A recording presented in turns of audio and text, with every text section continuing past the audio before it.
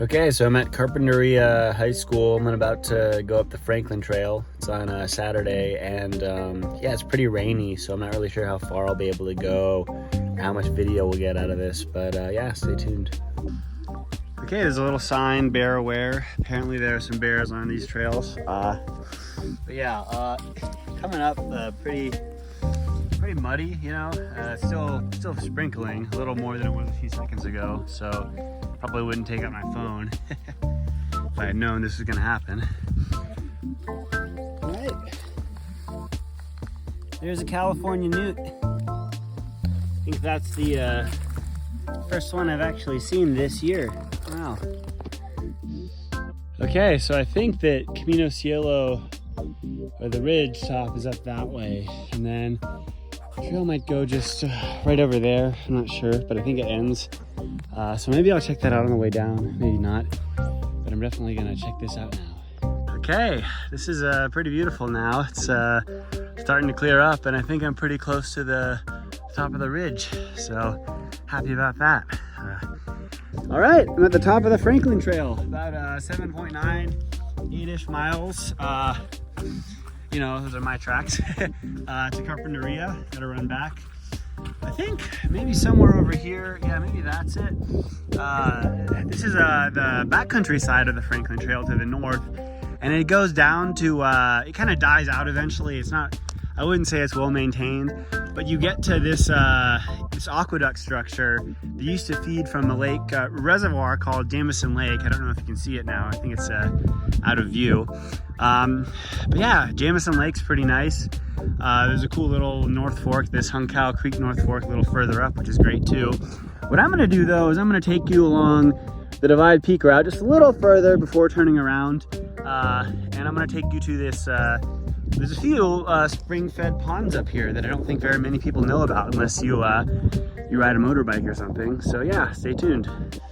Okay, this is one of those spring-fed ponds on the mountaintop, or I guess you could say the ridge, you know, the Santa Ynez Mountains, just a little bit west of where the Franklin Trail ends on the Divide Peak route. But yeah, you know, it's pretty big. I think partially man-made. That dam looks like, you know, someone built it at some point. But there are a few of these, right? There are a few of these spring-fed ponds in the area. I think this is my favorite and probably the biggest. I think there are like maybe, you know, two more going a little further that way. But yeah, I'm just gonna show you all this one now. Yeah, so the pond's pretty nice. I can hear, I don't know if you can hear it, but I could hear a few frogs here and there. You can see some of the water on my hair. It's not sweat, it's like from the rain. It's like lightly sprinkling. But yeah, I'm gonna do a little snack, I guess. I kind of brought a bag with a bunch of everything. But yeah, before I eat, I'm just gonna talk briefly.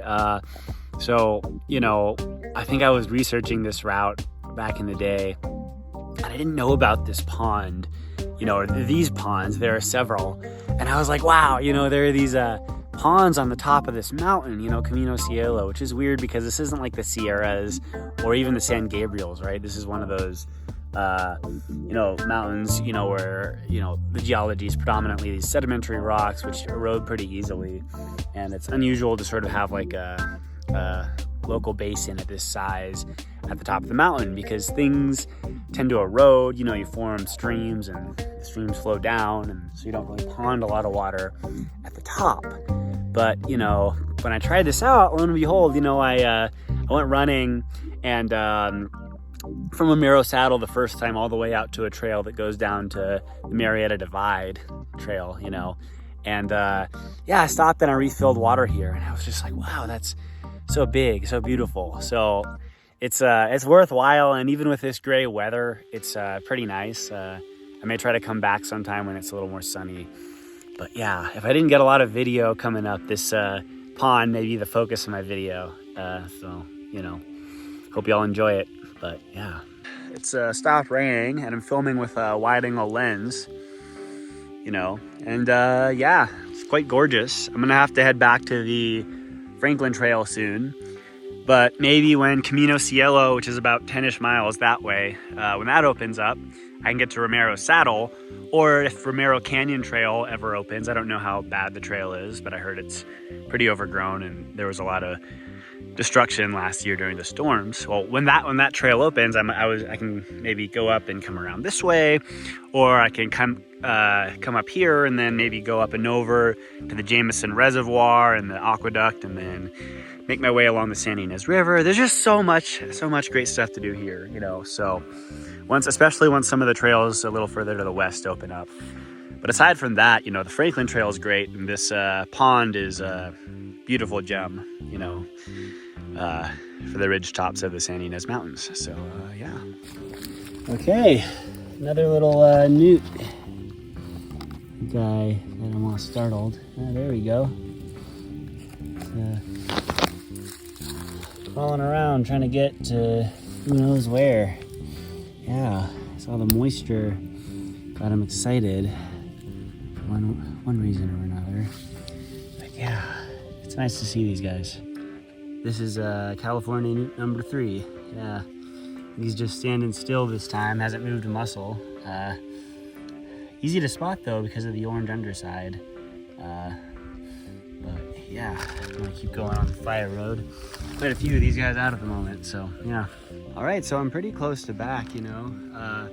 And I remember coming up these sections of the switchbacks were really horrible. But you know, just a few hours later, right? Maybe like 2 or 3 or 4. I don't exactly know.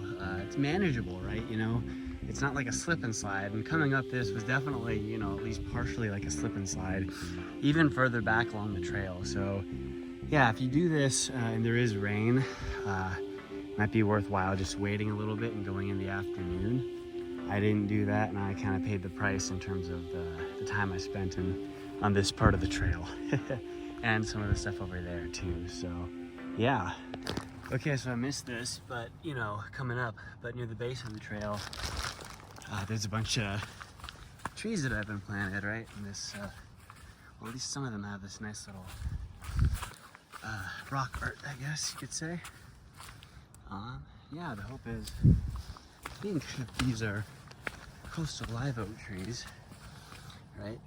And hopefully they grow into something nice and big.